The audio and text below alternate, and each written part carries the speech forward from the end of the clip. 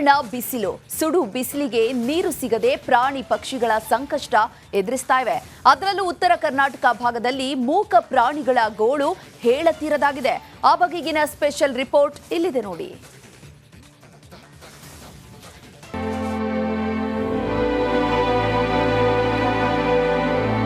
ರಣಬಿಸಿಲಿಗೆ ಮರುಭೂಮಿಯಂತಾದ ತುಂಗಾಭದ್ರಾ ನದಿಯ ಒಡಲು ನೀರು ಸಂಪೂರ್ಣ ಬತ್ತಿ ಭೂಮಿ ಬಾಯಿ ಬಿಡ್ತಾ ಇದೆ. ಪ್ರಾಣಿ ಪಕ್ಷಿ ಜಾನುವಾರುಗಳು ನೀರು ಹುಡುಕಿಕೊಂಡು ಬರುವ ದೃಶ್ಯಗಳು ಮನಕಲುಕುತ್ತಿವೆ.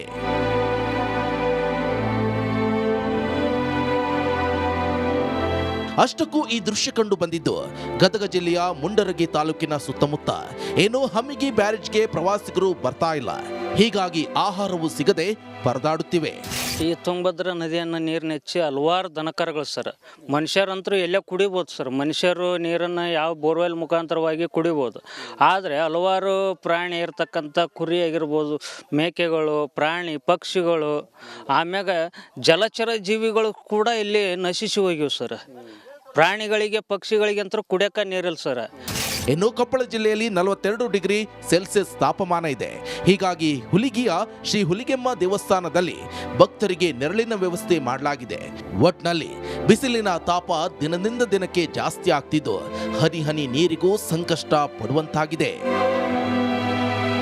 News desk, Republic Kannada, Bengaluru. ಕರಾವಳಿಯ ಪ್ರಸಿದ್ಧ ಜಾತ್ರೆಗಳಲ್ಲಿ ಪೊಳಲಿ ಜಾತ್ರೆಗೆ ವಿಶೇಷವಾದ ಮಹತ್ವ ಇದೆ. ತುಳುವರ ಪುರಲ್ದ ಚೆಂಡು ಉತ್ಸವ ಹೇಗಿದೆ, ವಿಶೇಷತೆ ಏನು ನೋಡೋಣ ಬನ್ನಿ.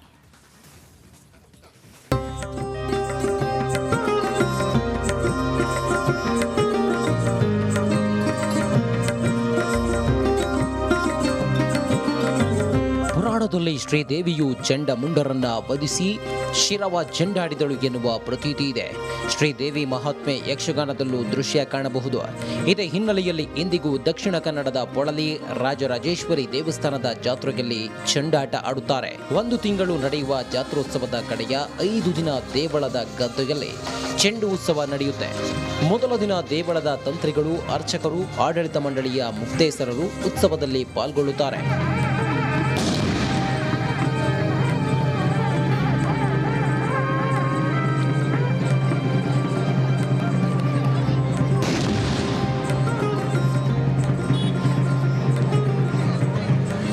ಚೆಂಡನ್ನ ಗದ್ದೆಗೆ ತಂದು ಸಾಂಪ್ರದಾಯಿಕ ಮಾತುಗಳ ಮೂಲಕ ಚೆಂಡು ಹಿಡಿದಿದ್ದ ಗಾಣಿಗ ಮನೆತನದವರು ಚೆಂಡನ್ನ ಪರ್ದಾಖಂಡದ ಮನೆತನದವರಿಗೆ ಕೊಟ್ಟು ಚೆಂಡನ್ನ ಹಾರಿಸಲಾಗುತ್ತದೆ.